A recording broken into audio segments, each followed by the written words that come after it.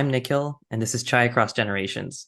This is episode 33, Indian Cricket, and a World Cup preview with Balaji Narasimhan. The Cricket World Cup is right around the corner, and India is hosting this year, so we thought it was finally time to do our long-awaited cricket episode. As you can see if you're watching this on YouTube, Shankar is out today, but I'm joined by one of his friends and an avid cricket fan, Balaji. Balaji, welcome to the show. How are you? Th- Very good, and thanks a lot for having me. Absolutely. I hear you are a big cricket fan, so I think we have the right person for the job here today. Do you want to It just looks share a like little bit so of are you. Yeah, I am, but I haven't been watching as much recently, so I think you may be a little bit ahead of me on that one. Um, do you want to share a little bit about yourself, a little bit about your background? Sure. Thanks again for having me on. I am a good friend of Shankar's, as you mentioned. We both are colleagues here at Iowa State University. We both teach engineering.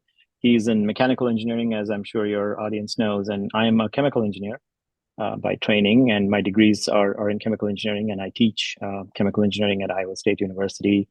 My lab does research on nanoparticle-based vaccines as next-generation technologies that we're very excited about translating to the clinic. And I live in Ames, Iowa. Have been in the U.S. for 31 years now, and really enjoy living here and enjoy time with my family, as well as enjoy my work. But as you mentioned, my first love has always been cricket, and so great opportunity to chat cricket. So Yeah, absolutely.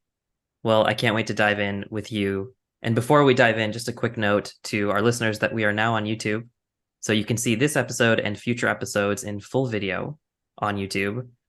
If you want to see me and Balaji sporting our Team India and CSK jerseys respectively during this episode, hop on over, check it out. And if you like what you see, we'd greatly appreciate if you give us a like and subscribe. This is a new phase for us, so we appreciate your support so that other viewers can also find us.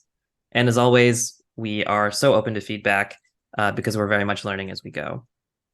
Okay, so with that out of the way, let's talk about cricket.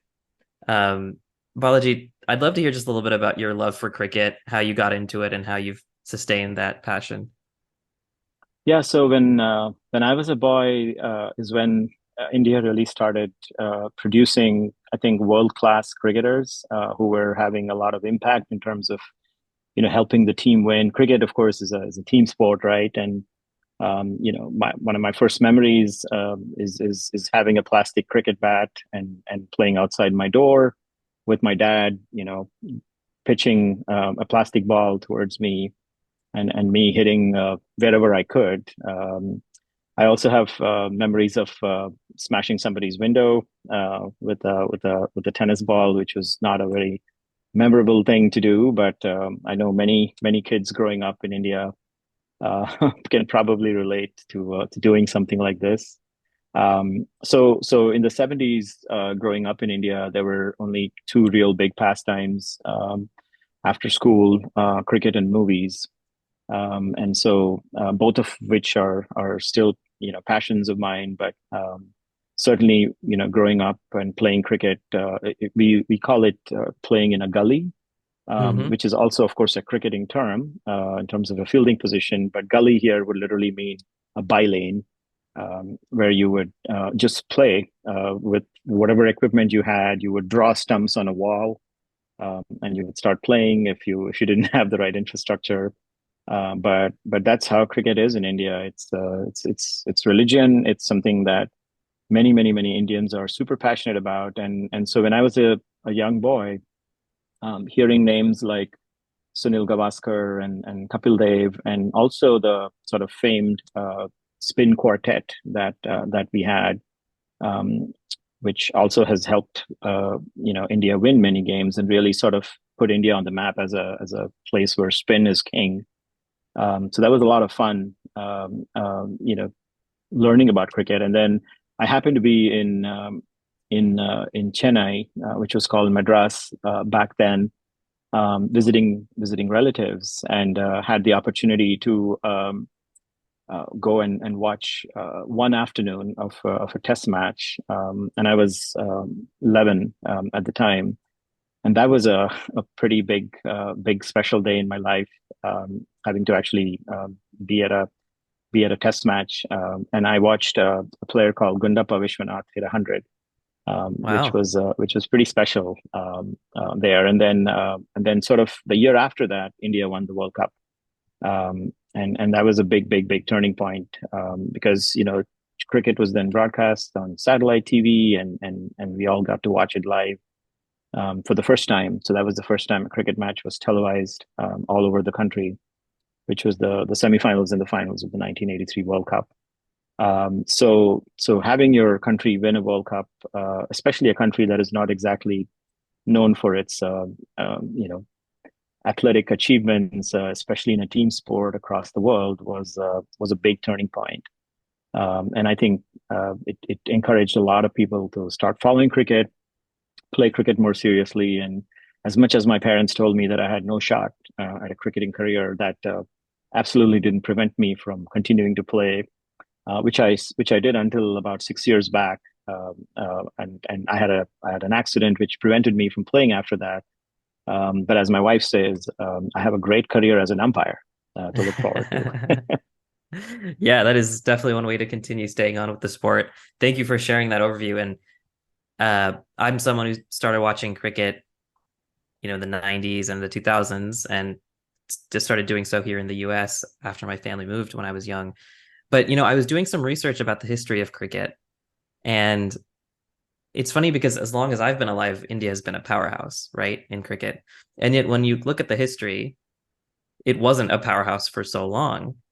Cricket came to India when the British came over in the 18th century, and the first cricket club was set up in 1792. And then there was a long stretch before India even played really international cricket, right? When I was looking at it online, it said 1932. So a solid 130, 40 years. And then 20 years later, it took 20 years for India to get its first victory until 1952 in Test cricket, which is Mhm. kind of like, the traditional classic 5-day version of cricket. And then, as you were saying, in the 1970s, the fortune started to turn, and India won its first World Cup in 1983, and then its second in 2011, not too long ago. But it's fascinating that you came of age as India was coming of age in cricket. Yeah, that's very well said. I saw some of the lows, if you will, but fortunately, the tide was turning. So now, of course, there's the expectation is that we're going to be champions any tournament we play, and it was completely different growing up, especially that 1983 World Cup. So you may have seen the movie '83 that was based on that team's experience. Nobody gave India a chance, and so people were focusing on a lot of other things in the country, even though there were diehards who were still following, but the expectations were nothing. Like nobody had any expectations, and so yeah, it's a big full circle for many of us who grew up in that era to now see an India, which is everybody expects India to just do well now, which is totally Right. different from what it was. Right. Yeah. And also just the evolution of cricket in its many forms, with Test cricket being 5 days, the ODI or one day international being one day, about 7 hours total, 50 overs, and then the T20 format being 20 overs for each side, which is roughly 3 hours. And to any listeners who maybe don't know cricket as well, we will add a resource in the show notes about the rules of cricket if they're interested. It's somewhat like baseball, but not really like baseball as well. Um, but I thought what we could do, Balaji, is chat a little bit about what cricket means to us, what our favorite memories are, and I'd love to hear from you both in terms of you playing and maybe as a fan before we kind of preview this 2023 World Cup that's coming up in just a few weeks in India. Sure. So I grew up playing, like I said, gully cricket or cricket at the by lanes, wherever you could play.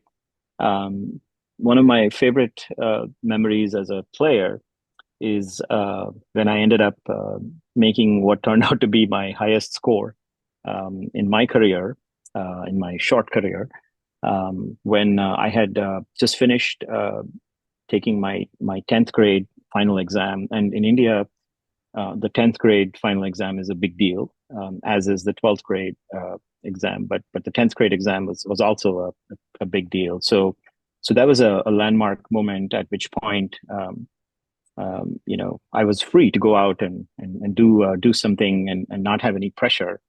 And I ended up playing what turned out to be the innings of my life. So I scored. It was a 20-over match, way before terms like T20 were invented, and I scored 96. Wow. And Wow. I opened the batting, and when we entered the 20th over, which was our last over, I was on 96, and I got a ball that I thought I could absolutely hit for four after I had batted for so long, and I hit it really well, but I hit it absolutely straight to a fielder who didn't even have to move a centimeter. I mean, the ball just went straight to the fielder who took the catch, and that was the end of my century dream. And turned out that that was my highest score. Thankfully, we won the match, even though I didn't make my milestone, and I did also take a catch when we fielded. So that was a very memorable day, finishing my 10th standard exam and also having a fabulous day on the field. Yeah. My parents are both cricket fans, and so they would watch matches with me, and I still do that when I go back to India. If there's cricket going on, usually my mom and dad are with me watching, and that's a great childhood memory I have, and I still cherish those moments of watching cricket with my parents.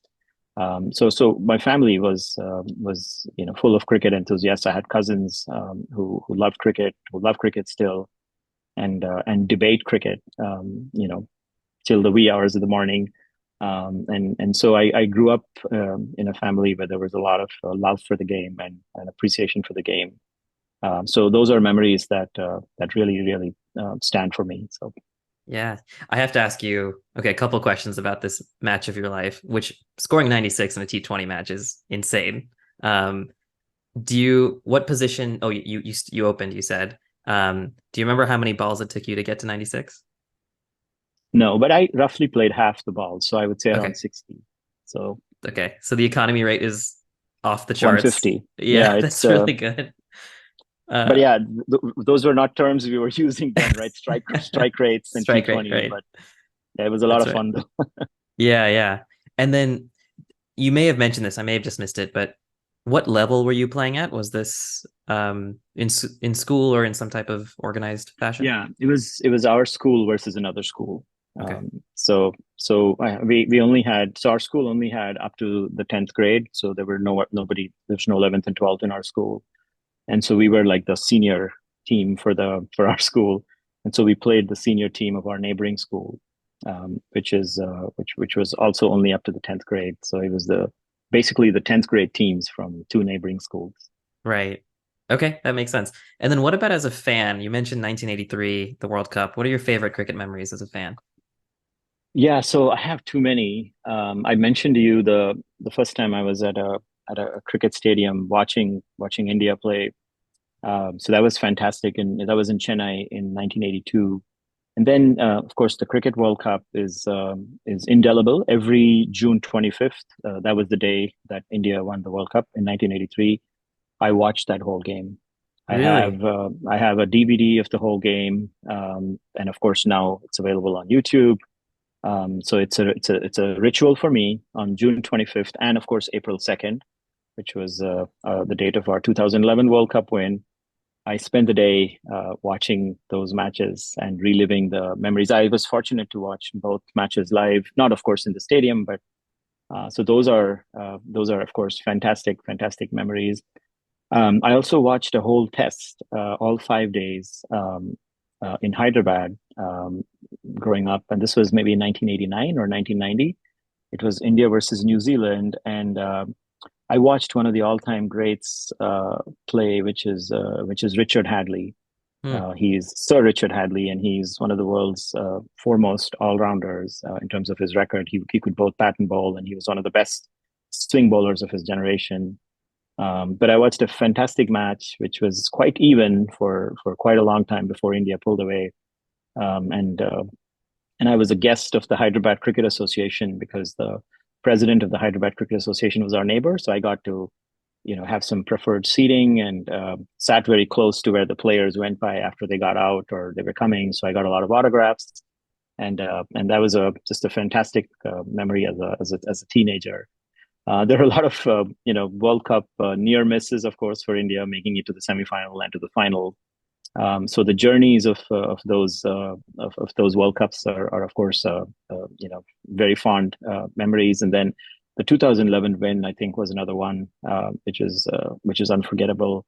I think very highly of MS Dhoni. You can see I'm a CSK fan, so that's not Yeah. very shocking news. But just his whole life story, his perspective, and just the person he is something that I have a lot of admiration for. And to see him lead from the front and get us to a win was of course very very special. And before the World Cup, of course, we also won the T20 World Cup, the inaugural T20 World Cup, which I also saw live. This is another thing is I'm usually up to watch matches live, and of course the World Cup that's coming has matches that are going to start at 3 a.m. Central Time, and so I'm usually up and watch and get a lot of grief for that from family, but they understand, Yeah. um, and it's something that again I've done all my life is be up for cricket matches, especially the Yeah. ones involving India. Yeah. So you're a diehard fan, as they would say these days. Yep, I would say so. Yeah. Yeah, that's fantastic. Um, I think similar to you, um, cricket to me was a connection, really. To me, cricket is connection to family back home in India, and primarily with my uncle and my cousins. We'd keep tabs of the cricket matches. I would watch more when I went back to visit them than when I was in the States, especially in the early 2000s in the early internet era.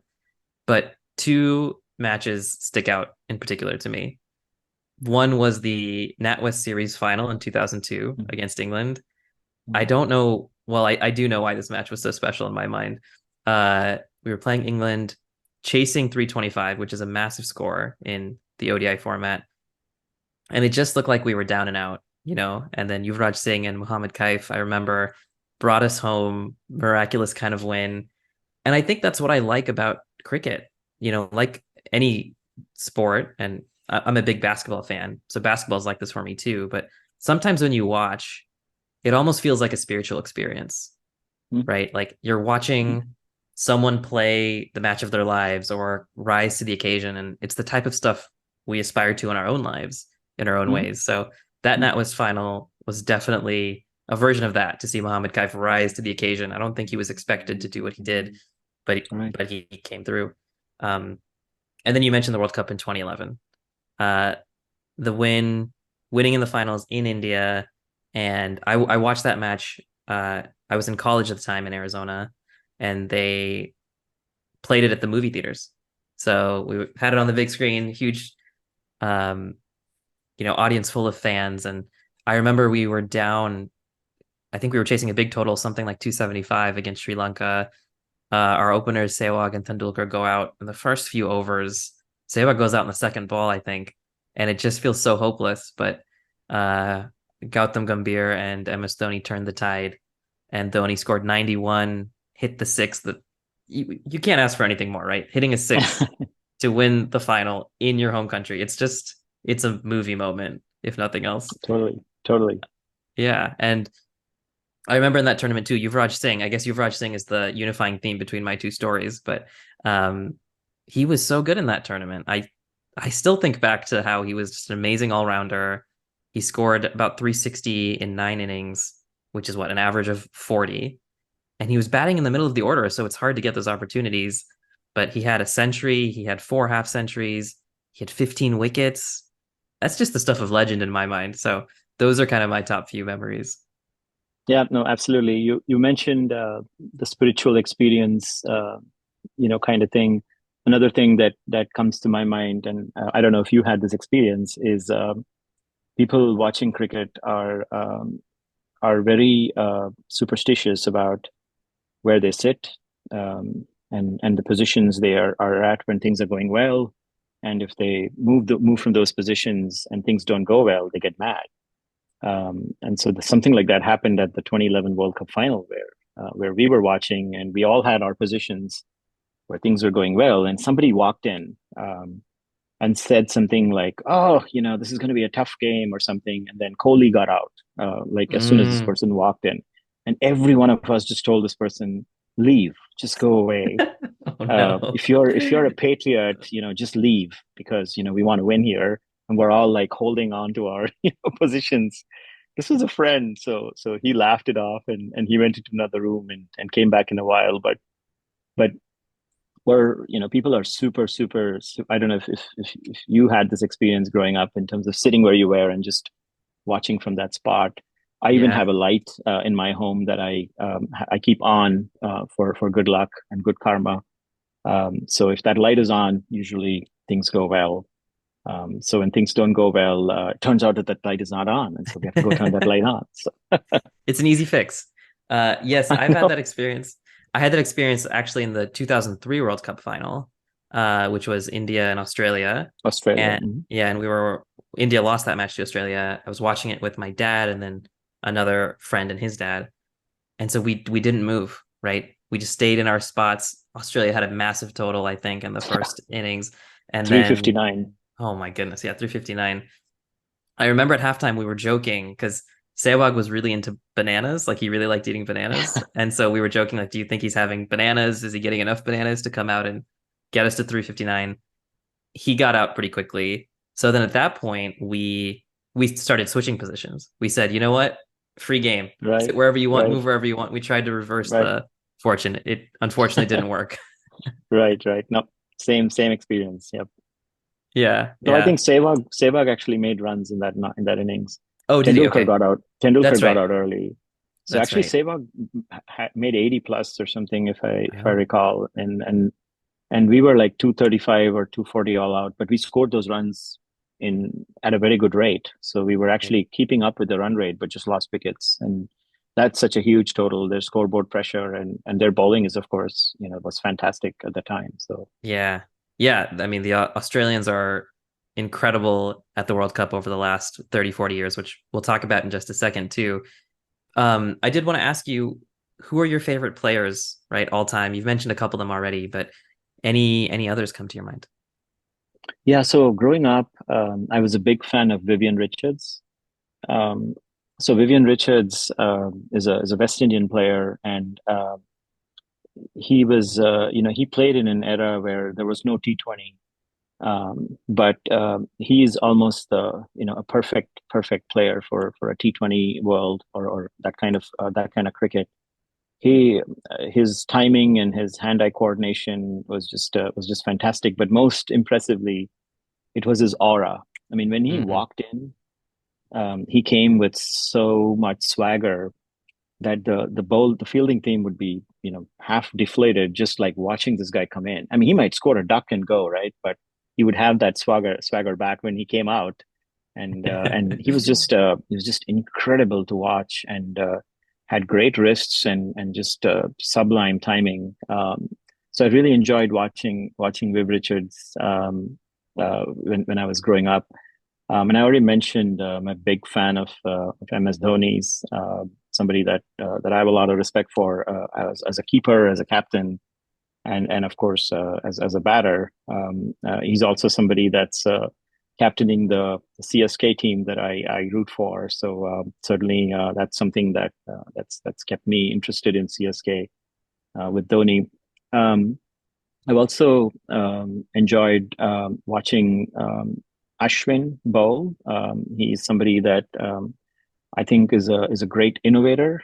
As you pointed out, cricket's evolved so much, and people that kind of stuck to what they were doing have generally found it hard to make the transition to the one day game or the T20 format. I just love the way he innovates. And he continues to. I mean, he's 37 years old, or will be 30, or he's 37 years old now. Just had a birthday, and this Australia series that you just mentioned, he is bowling deliveries that he hasn't bowled. He's Wow. gotten some new variations, and he continues to innovate, and that's something that I think is very important, right? Is to adapt to the game. As a faculty member, students learn so differently now than they did, when I started my career, and as faculty, we have to adapt to those types Mm, of learning environments. And to me, Ashwin represents that kind of adaptation. in a player, and something that I value a lot. And it's great to see an Indian cricketer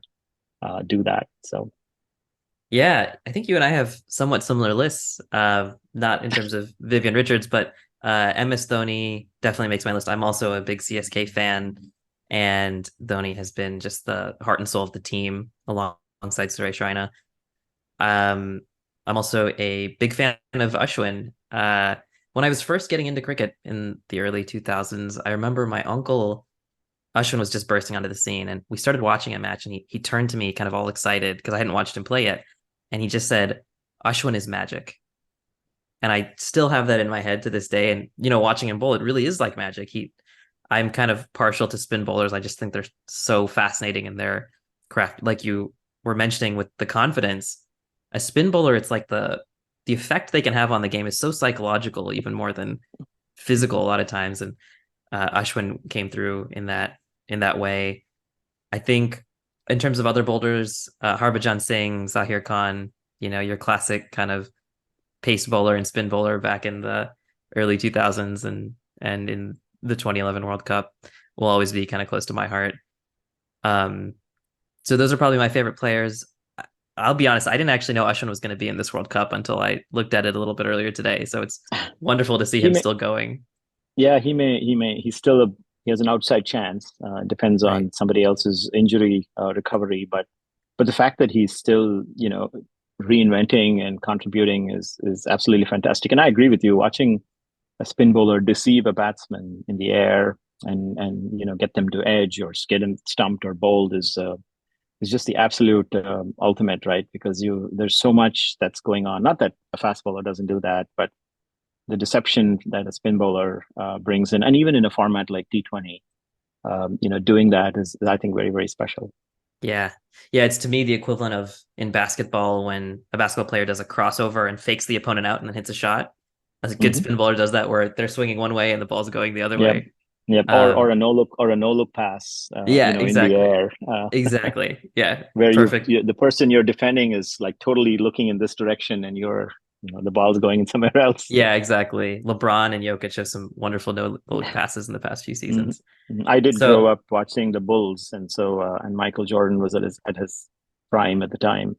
So yeah, yeah. lots of no look passes and memories with Jordan and Pippen and the others. Yeah, yeah, exactly. So maybe let's talk about the World Cup itself. Yeah. So, just a quick overview for those who may not know as much about the World Cup. So, the One Day International World Cup is one of the biggest sporting events in the cricket calendar, if not the biggest event. It started in 1975 and it happens every 4 years. So, there have been 12 tournaments so far. Australia has won five, India and the West Indies have each won two, and then Pakistan, Sri Lanka, and England have won one each. So, not oh, it looks like what only six teams have really won a World Cup in that time. India won in 1983, as you mentioned, and then in 2011, as we've talked about. So this tournament is going October 5th through 19th, or probably into the next month, in India. 10 teams total. We have India, Pakistan, Bangladesh, Sri Lanka, Australia, South Africa, New Zealand, England, Afghanistan, and Netherlands. So a good group. Anything you'd add about just the importance of the Cricket World Cup? So even though there's now a lot more World Cups, right? There's a T20 World Cup, there's a Test Championship that sort of come a bit more frequently than the ODI World Cup. The ODI World Cup was really the first sort of granddaddy kind of tournament that everybody was always looking forward to. So I still think, even though there are more events and more World Cups around now, it is still very, very special. And the fact that it's happening in India is after 12 years is also something that makes it even more special. And over the last, I think, three World Cups now, and until then, that hadn't been done. The home teams have won. So until 2011, no home team had won a World Cup. So when India won it in 2011, it was like, oh my gosh, home teams can also win World Cups. And then only home teams have won since then. So some kind of Mhm. floodgate was opened, I suppose, and Australia won in Australia, and England won in England. So I hope that that trend continues, and India lifts the tournament, the trophy again. But it's a very competitive. It's going to be a very competitive World Cup. A lot of teams are very, very strong. England, who's the current champion, is definitely one of the tournament favorites. And they're always they play a very, very aggressive format of cricket and both batting and bowling. So they're going to be a handful. And there's always strong teams coming from South Africa, Pakistan. Australia is somebody you never count out. New Zealand has done excellently in World Cups. They just raised their game for World Cups, and they came very, very close to winning in 2019. So they're going to be a strong team, and given that the conditions are in Asia, you can never you count out any of the Asian countries either. So it's going to be a very competitive World Cup, though I think we've finally put together a team that I feel really good about. So hoping for a third World Cup win for India.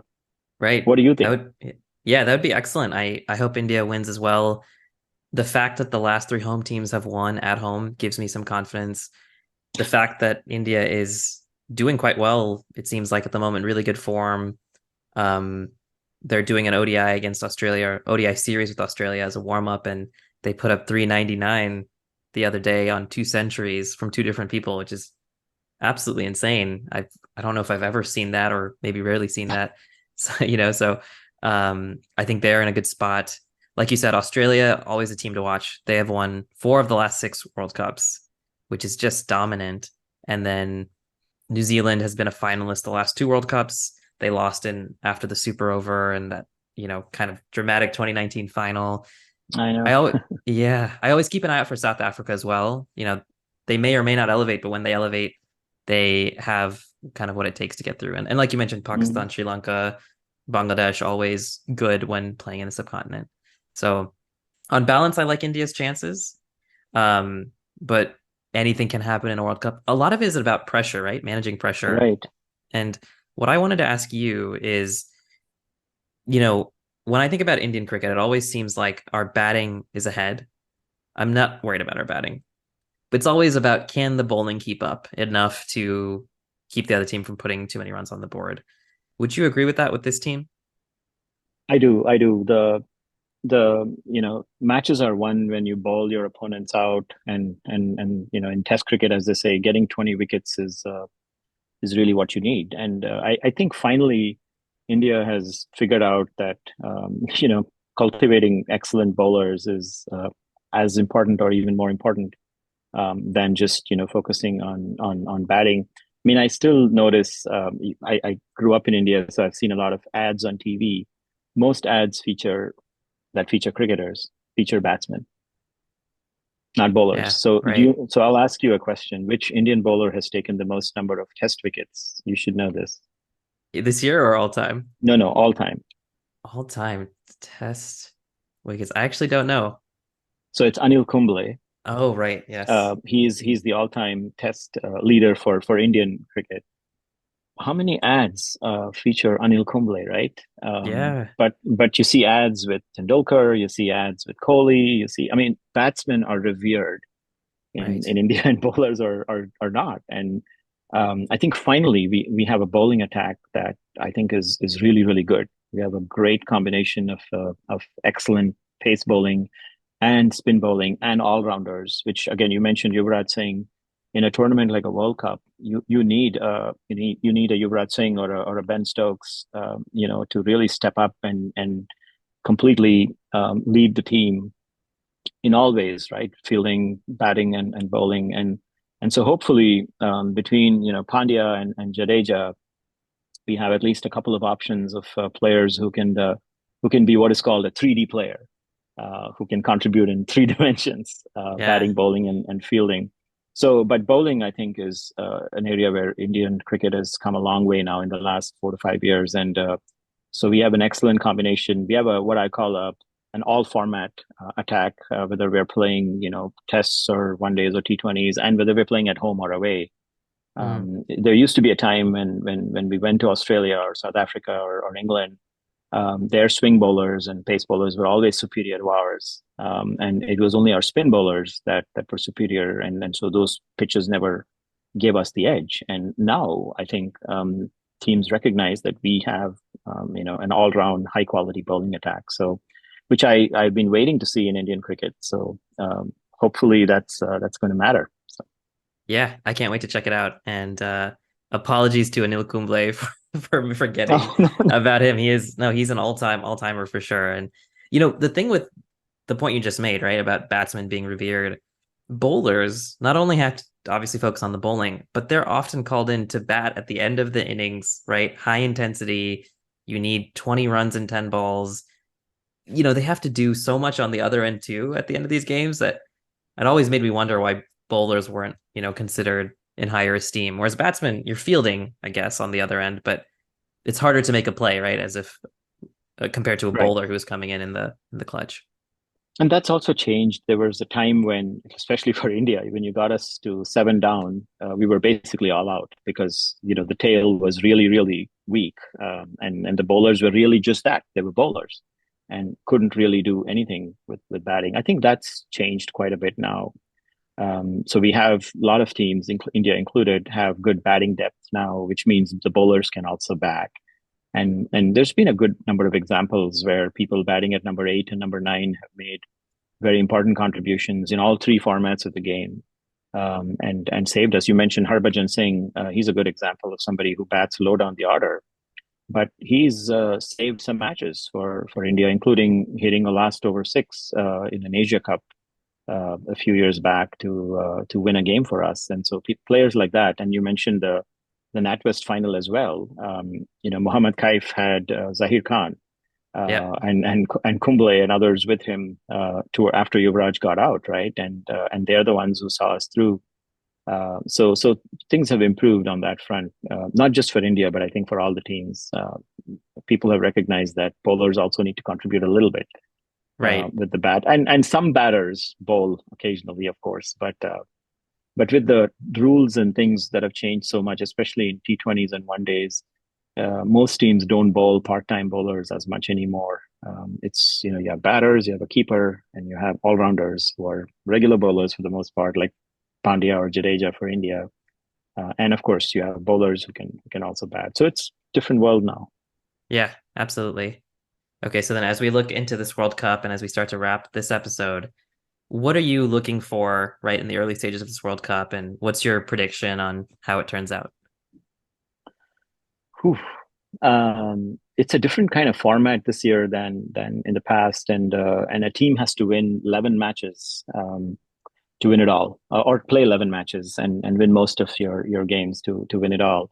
That's a tough thing to do, and it's over 6 weeks and involves a lot of travel, going to different grounds. So teams that get off to good starts, it's going to be interesting to see if they can maintain those starts, especially over a long tournament. You mentioned it's starting October 5th and the final is on November 19th. So that's a big 6 week period, and so it remains to be seen how resilient teams are over time and not maybe peak too early. Injuries are a big concern, so I'd certainly be looking for teams to rotate players, especially if they're playing maybe a slightly weaker team. You mentioned Netherlands is in the World Cup. They're a relatively inexperienced and new team. So I imagine some teams will probably experiment a little bit with opponents like, for example, the Netherlands. But they've come through a tournament and they're battle tested. So every match is important, and one cannot just afford to take your eye off the ball.